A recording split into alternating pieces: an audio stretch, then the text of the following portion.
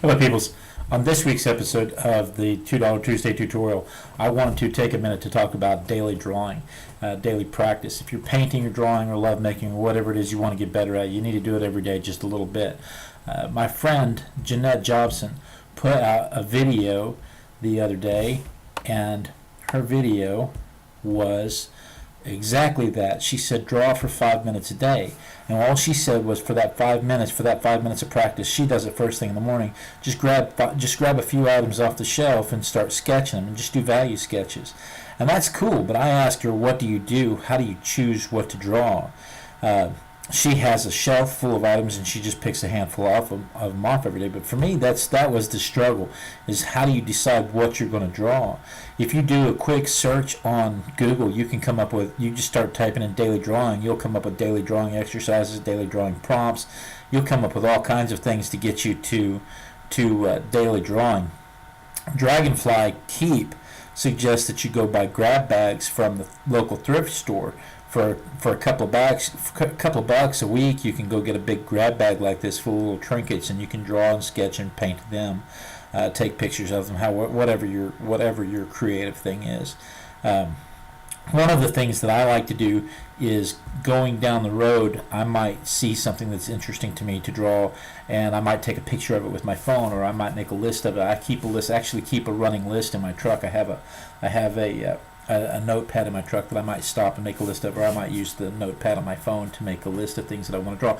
When you're up, when you're feeling good, when you have all kinds of ideas of what you might want to draw, make a long list of things that you might want to draw. And then when you're down and you can't think, well, nobody wants to see me draw that, well, just go back to your list and you can say, well, here's a chicken. I'm supposed to draw a chicken. And it's best if you can find something live to draw, because then you can get the shapes and shadows of a live object.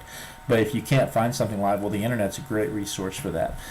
Speaking of lists, I always go back to Danny Gregory of Everyday Matters as a source for one of my favorite topics.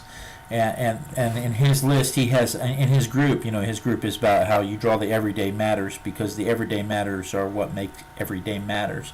And you can go, if you do a search for him, he's all over the place. He's Facebook, he's Yahoo, he's Google Plus, he's everywhere. But everywhere you go, every one of his groups, there's a list here where you can click on this link and it'll take you over, and you can see they have these challenges on here, and it makes it real easy for you to figure out what you're going to draw today, because you just pull it up. Here's day one, draw a shoe. You wouldn't normally draw a shoe, but well, it's the first thing on the list, so grab a shoe and draw it. Let's go on up. Day 44, draw an animal, a pet, a zoo animal, or a stuffed one. Day 105, draw some skizzers.